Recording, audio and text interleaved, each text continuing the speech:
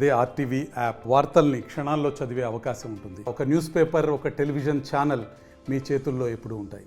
నా వాడు ఏం పాపం చేసింది సార్? నాకు రోడ్డు ఏమైనా ఊరు బయట ఉందా సార్? మేము కౌన్సిలర్ మేము గెలిచినా మాకేం విలువ ఇవ్వరా? మీరు 2 వార్డులు 8 లెటర్లు ఇచ్చినారు సార్. నేను అసలు 100 లెటర్లు ఇచ్చింటాను ఇంజనీర్లకు, కమిషనర్ సార్కు, చైర్మన్ సార్కు, అందరికి ఇచ్చినాను సార్. ఏం విలువ లేకుండా పెట్టినారు మాకు. మా 10 అయిపోవడానికి వచ్చింది. దయచేసి మాకు రోడ్లు వేయాలని కమిషనర్ సార్కు నమస్కరించి చెప్తున్నాను సార్. చైర్మన్ సార్ నమస్కరించి చెప్తున్నాను. తప్పకుండా చేయాలి సార్. పార్టీలో వాదోపాదం చేసుకోవడంలో టైం వృధా అవుతుంది కదా అధ్యక్ష. దీనికి సంబంధించి ప్రత్యేకంగా టైం కేటాయించి మీరైనా ఏమైనా బీసీ సంఘాలు అయితే కూర్చొని పరిష్కారం పూర్తి చేయాలని తెలియజేస్తున్నాం అధ్యక్ష.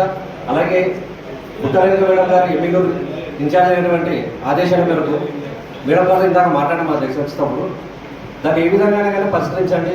ఎందుకంటే మనం ఒక బీసీ చాలాసార్లు పెండింగ్ పడుతూనే ఉన్నాయి. ఎందుకంటే అడిగితే కరెంట్ పోయినాయి, ఈ దగ్గర నుంచి వస్తున్నాయి, ఈ గడప వరకు అట్లే పెండింగ్ ఉన్నాయి సార్.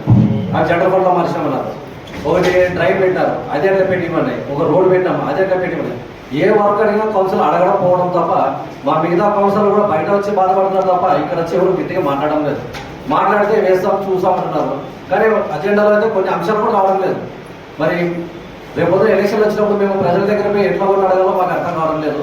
కాబట్టి మీరు వచ్చే కౌన్సిల్ నుంచి కౌన్సిలర్కి ప్రయారిటీ ఇస్తూ వాళ్ళ వర్కుల్ని ఖచ్చితంగా మీరు ముందుకు తీసుకెళ్లి పరిస్థితుల్లో తెలియజేస్తున్నాం అధ్యక్ష. మాట్లాడతాము దీని గురించి కూడా అందరము. అధ్యక్ష, పోతే 28వ వార్డుకి నీళ్లు ఎందుకంటే 4.5 సంవత్సరాల అధ్యక్ష 200 గణపతి కులాలలో నీళ్ళు ఎక్కువ అధ్యక్ష. 19వ తారీఖు అంటే ఈ నెల 19వ తారీఖు నుండి వాళ్ళు మమ్మల్ని లెటర్ రాసి ఇచ్చినా మొదలుపెట్టుకుందాం పరిస్థితి ఏమైంది అధ్యక్ష.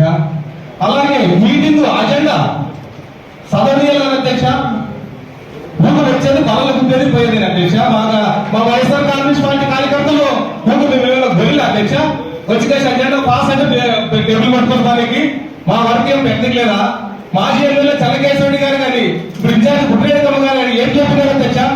మీ వర్క్ పెట్టంటే ఎంతో అభివృద్ధి కోసం మీరు కూడా బాధపడండి, అజెండా పాస్ చేసుకోండి అని చెప్పినారు అధ్యక్ష.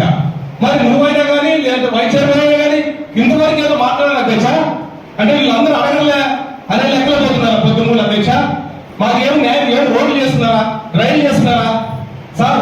మా సోదరుడు దయసాగర్ గారు మా గవర్నమెంట్ లో గొప్ప అంటాడు, నజీక్ అమ్మాయి గారు మా గవర్నమెంట్ లో గొప్ప అంటారు. గొప్ప ఇది కాదు సార్. బుక్కుడు నీళ్ళు లేనప్పుడు ఏం అభివృద్ధి ఉంటుంది సార్?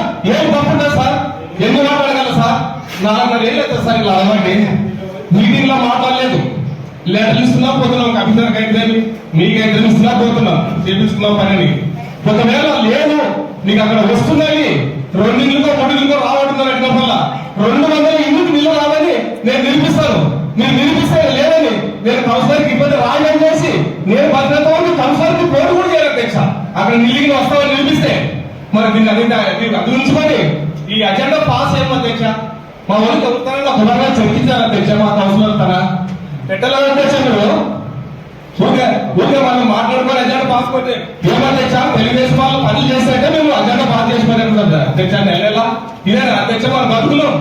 కౌన్సిలర్ అయిన తర్వాత ఇదేమో ఆలోచనలు సరే దాని గురించి కూడా ఆలోచన చేయమని అడుగుతున్నాం అధ్యక్ష. కమిషనర్ గారు మరిన్ని వీడియోస్ కోసం ఛానల్ ని సబ్స్క్రైబ్ చేయండి, లేటెస్ట్ అప్డేట్స్ కోసం వాట్సాప్ ఛానల్ ని ఫాలో చేయండి అండ్ లింక్ డిస్క్రిప్షన్ లో ఉంది.